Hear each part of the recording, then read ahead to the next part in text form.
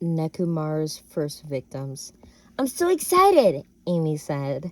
She was 5 the last time she went camping. It's been 17 years. Her boyfriend Evan smiled at her. He loved seeing her smile. After Evan put their camping gear in the trunk, he opened Amy's door for her. Amy grinned at him and hopped in the trunk. He closed the car door for her and began to drive. They both sat by the fire eating their s'mores, wrapped in each other's embrace. Thanks for taking me here, Amy sighed, smiling at him. He grinned down at her, showing his adorable dimples.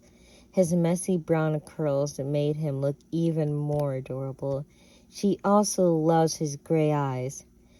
They had been together for 4 years. They both knew they would get married to one another. How are you going to thank me? He whispered, leaning closer to her, their lips almost touching. Like this. And then they kissed. Soft kiss at first, but they got more eager. Amy wrapped her hands in his soft curly hair. Evan held her waist. Their tongues began to dance together, creating their own song. He groaned into her mouth. She loved that sound. What was that? She said, gasping. She heard a crack of a stick as if something was washing them. Don't be scared. It's probably just an animal enjoying the view. Amy swatted his arm. Shut up, she smirked. She knew he was right, but she couldn't shake the feeling that something else was watching her. Evan loved playing with Amy's hair while she's sleeping. It sounds weird, but he can't go to sleep until he strokes her hair. Her hair is so soft and the color of red apples. Her breathing even. Her full lips closed. God, she's so beautiful, he thought, as he gently closed his eyes and drifted to sleep. What was that? He thought. He heard footsteps. They sounded so big and heavy. He's surprised Amy didn't wake up. He began to crawl to the front of the tent. He stood to his full height, stick in hand. Amy insisted on sleeping with a stick just in case. At first, he didn't see anything, tree after tree, when suddenly he heard breathing. The hairs on the back of his neck rose up, his senses on high alert, his heart racing. He thought Amy was being dramatic last night, but he was wrong, so wrong. He never felt so scared. Through the tears, he finally saw something peeking between the bushes. It looked like a man. He went closer to make sure he wasn't imagining it.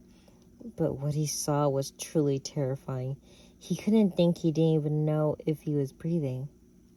He couldn't think. He didn't even know if he was breathing. He opened his mouth to tell Amy to run, to hide, to get as far away from here as she can, but he couldn't. He was so scared. All he could do was gape like a fish. Amy woke up a couple hours later. As soon as she woke up, she noticed it was cold. Where was Evan?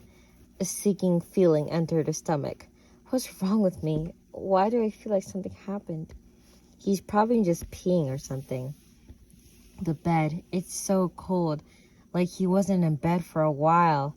She began to crawl out of the tent, scanning the area, looking for any trace of him. She began to call his name. Evan? Evan! Her voice became frantic as she began to walk around. She stepped on a thick stick and picked it up, noticing that it had a sticky substance and shiny like syrup. But as she stared at it more closely, she gasped. It was blood. Evan, no. What if he's hurt? Or worse? She started looking in her pocket for a phone. Her heart was pounding so hard. She thought she was going to die. Her poor She looked up from her phone and looked at the bushes. They were all red from blood. She was about to let out a scream when she heard growling in the woods. It didn't sound like a bear or any other animal. It sounded more malicious. She started to turn around, intent on running, but in the corner of her eyes, she saw brown hair. She turned around and saw Evan with blood on his shirt and lips smiling, but not his normal sweet smile that she loved so much. The smile looked scary and showed all his teeth. They looked sharper than normal. His mouth was so much wider, and his nose was bigger. His eyes looked more oval-shaped. She knew immediately that wasn't Evan. She didn't waste a moment. She started sprinting in the woods, screaming for anyone that could hear her. Screaming for anyone that could hear her. What? She didn't hear the monster running behind her. Was this thing toying with her? She turned her head to peer at the monster. She froze in horror at what she saw. Seeing the monster's neck grew longer, the eyes turning black. The long neck zipped towards her. Amy's adrenaline kicked in. She sprinted, jumping over rocks and sticks. If she can just reach the car, she'll be fine, she promised herself. She'll be safe, she promised herself. Finally, she saw a red shape in the distance. It was her car.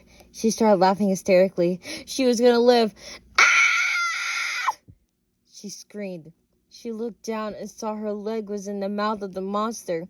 She fell to the ground screaming, punching, kicking the monster, but it wouldn't let go. She couldn't take it anymore. She felt like her leg was on fire. She was going to pass out. But before she could, the monster stopped eating her leg, its body appearing behind it. The monster's neck attached itself back to the body with a snapping sound.